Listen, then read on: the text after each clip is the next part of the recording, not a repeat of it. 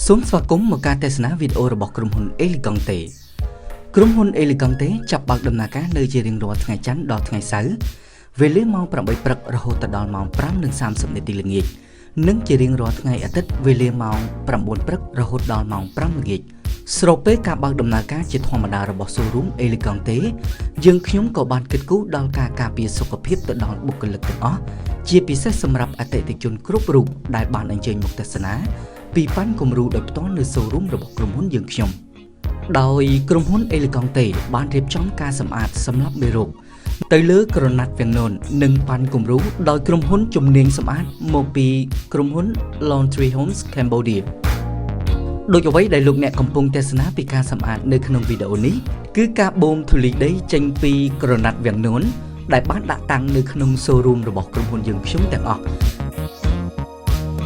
ការបាញ់អាល់កុលសម្រាប់មេរោគនេះគឺជាការប្រុងប្រយ័ត្នខ្ពស់បំផុតសម្រាប់ការសម្អាតនិងសម្រាប់មេរោគបាក់តេរីផ្សេងៗ